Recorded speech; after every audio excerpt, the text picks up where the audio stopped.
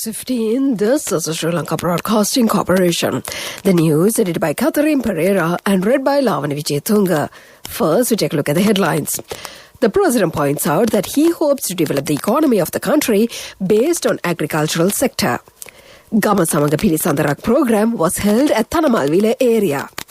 State Minister Nalaka Gudeheva explains that the Eastern Jetty is an investment to the country. Another 879 COVID patients have recovered. And in news overseas, WHO criticizes EU over vaccine export controls. Those are the headlines, and now more to the details of the local news. President Gotabaya Rajapaksa says that the government's hope is to build the economy based on agricultural industry.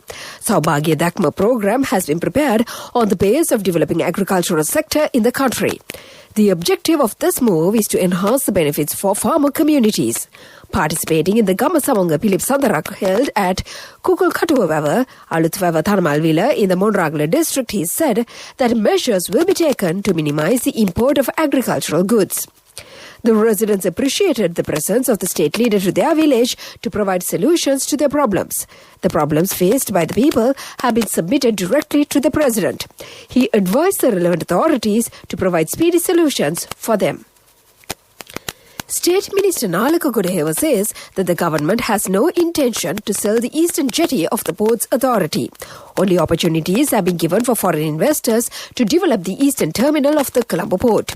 He also pointed out that the letter with some demands made by the trade unions regarding the Eastern Jetty was handed over to the president yesterday. Explaining the views in this regard, Nuwara Eliya district parliamentarian Palanidhi Gambaram said that he considers this as a development process of the terminal.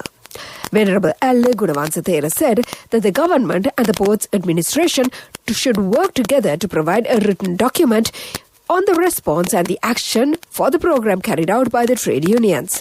The Thera made these remarks at a meeting held by the Movement of Protection of the Eastern Jetty of the Authority in Colombo. Another 879 COVID-infected persons have recovered. The overall recoveries have increased to 56,277. The National Operations Center to Prevent the Spread of COVID-19 says 6,742 COVID patients are receiving treatment at hospitals. 62,445 infected cases have been reported from the country. 8 COVID deaths were reported yesterday. Accordingly, the overall death toll stands at 305. They were the residents of Panadura, Gaul, Kalathura, Moratua, Pidiyandala and Ratnapura. This is the news from the Sri Lanka Broadcasting Corporation. And we continue with more local news. The government has requested the public to hoist the national flag from the 1st to the 7th of February at all households, shops, public and private institutions. Sri Lanka will be celebrating the 73rd Independence Day this Thursday. In a statement issued today, the State Ministry for National Security, Home Affairs and Disaster Management has also requested to display the national flag on vehicles as well. Further, the heads of public institutions were instructed to light up the establishments on the 3rd and 4th of February to celebrate the special occasion. The 73rd Independence Day celebrations will be held under the theme "An Affluence Tomorrow, Prosperous Motherland" at Independence Square in Colombo. Police media spokesman DIG Ajit Rohana says that 30 suspects have been arrested during the past 24 hours for not wearing the face mask and failing to practice social distance. He also requested the public to pay their attention to follow the health guidelines. More than 10,000 institutions have been inspected to verify if they implemented the health guidelines. He said cases have been filed on 1,223 heads of institutions who have violated the quarantine rules. And to conclude the local news, the headlines once again.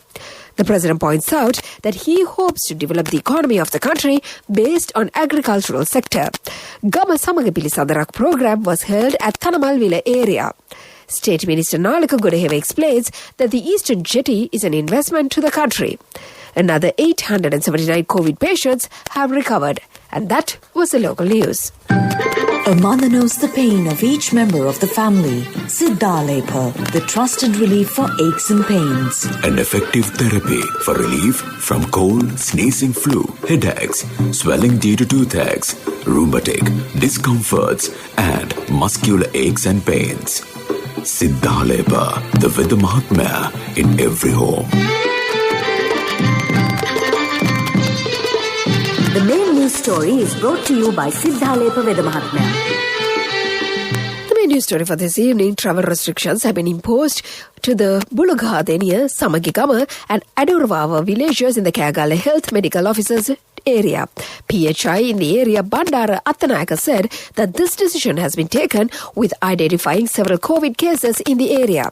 Prisons Commissioner Chandana Ekanayaka says that another 8 COVID-infected persons have been identified from the prisons cluster today. He pointed out that there were 7 inmates and 1 prison officer among them. The overall COVID cases in prisons is at 4,520. Most of the cases were reported from the Valikada prison. And that was the main news story.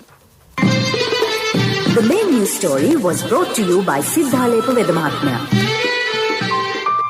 Brush your teeth twice a day for healthy teeth and gums. Supiriviki and Kakulu, your trusted brands in oral care for many years. Supiriviki Ayurvedic toothpaste for adults. Kakulu Ayurvedic toothpaste for kids. 9 Ayurvedic ingredients of Supiriviki will protect your teeth and strengthen your gums. Supiriviki and Kakulu, products from Siddhalepa. Moving on to Watchlight this evening, residents of Pittigala request to develop the bridge at the Amunumavata, which is the entry to the Pittigala town. They point out that more accidents are occurring at this place as the bridge is too narrow. They request the relevant authorities to pay attention and to establish a suitable bridge at this place. This is for the attention of the chairman of the LPTA Pradesh Sabha, and that came to you in Watchlight. World News. Brought to you by courtesy of... From the first step you take till the time we meet, the trusted leader prioritizes you always. All you need under one roof. People's Leasing, the trusted leader. Headlines of the world news: WHO criticizes EU over vaccine export controls. France to close borders to non-EU countries. Japanese woman kept her mother's body in the freezer for 10 years. Those are the headlines, and now we move on to the details of the world news. The World Health Organization has criticized the EU for its announcement of export controls on vaccines produced within the bloc, saying such measures risked prolonging the pandemic. The EU introduced the measure amid a row with vaccine manufacturers over delivery shortfalls. But WHO Vice Head Mariangela Simao said that it was a very worrying trend. Earlier, WHO Chief Dr. Tedros Adhanom Ghebreyesus said vaccine nationalism could lead to protracted recovery. France will close its borders with non-EU countries in an effort to stop the spread of coronavirus variants. Prime Minister Jean Castex announced yesterday that all arrivals from outside the European Union will be banned from tomorrow, except for essential travel. The country imposed stricter nighttime measures 2 weeks ago, moving up the start of a curfew by 2 hours to 6 p.m. But the number of daily infections remain high at around 20,000. Some 10% of them are believed to be involved in more contagious variants. Police in Japan have arrested a woman after the body of her dead mother was discovered in a freezer in her flat. Yubi Yoshino, aged 48, said that she found her mother dead and hid her body 10 years ago because she didn't want to move out of the Tokyo home they shared. There were no visible wounds on the frozen body, the police said. The authorities could not determine the time and the cause of the woman's death. The body was reportedly discovered by a cleaner after Ms. Yoshimo has been forced to leave the apartment due to missing rent payments. And to conclude the world news, the headlines once again. WHO criticizes EU over vaccine export controls. France to close borders to non-EU countries.